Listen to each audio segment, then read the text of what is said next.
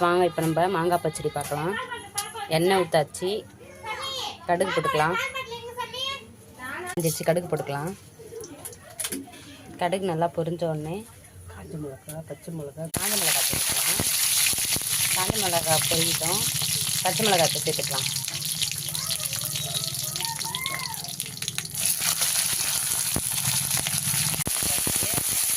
தூள் போட்டுக்கலாம். நம்ம மாங்காய் பச்சடிக்கு கலர் கொடுக்கும்.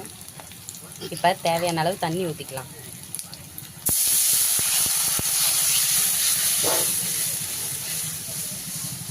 தேவையான அளவு போட்டுக்கலாம். தோல் சீவி இந்த மாதிரி அரிஞ்சு வச்சுருக்கோம். இதை வந்து நம்ம சேர்த்துக்கலாம். சேர்த்துக்க வேண்டியதான். நம்ம எடுத்துருக்கோம் பச்சடிக்கு தகுந்த மாதிரி தேவையான அளவு தண்ணி ஊற்றிக்கலாம். நம்ம அப்போ தான் குழஞ்சி வரும். பாருங்க, மாங்காய் பச்சடி நல்லா கொதிக்குது. இந்த மாதிரி நல்லா கொதிக்கிட்டோம். மாங்காய் பச்சடி நல்லா குழஞ்சிருச்சு. இப்போ வெல்லம் போட்டுக்கலாம். வெல்லம் போட்டாச்சு. நம்மளுக்கு தேவையான அளவு வெல்லம் போட்டுக்கலாம். நம்ம ஸ்வீட்டுக்கு ஏற்ற மாதிரி.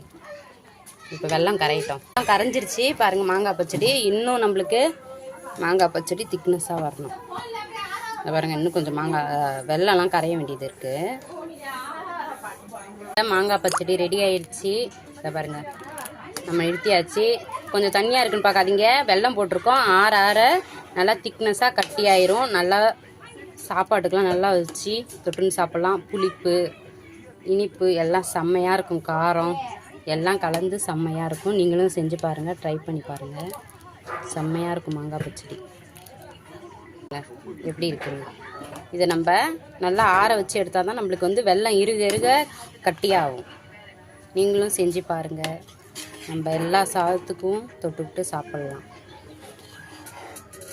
நம்ம 2 நாள் வெளியே வச்சு யூஸ் பண்ணிக்கலாம். 2-3 நாள் வெளியே வச்சு யூஸ் பண்ணிக்கலாம். அதுக்கப்புறம் நம்மளுக்கு இன்னும் வேணும்னா நம்ம ஃப்ரிட்ஜில் எடுத்து வச்சுக்க வேண்டியதுதான்.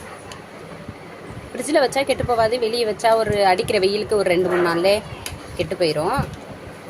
நீங்கள் ஃப்ரிட்ஜில் வச்சு ஸ்டோர் பண்ணி வச்சு சாப்பிடுங்க. நீங்களும் இந்த மாங்காய் பச்சடியை செஞ்சு பாருங்கள்.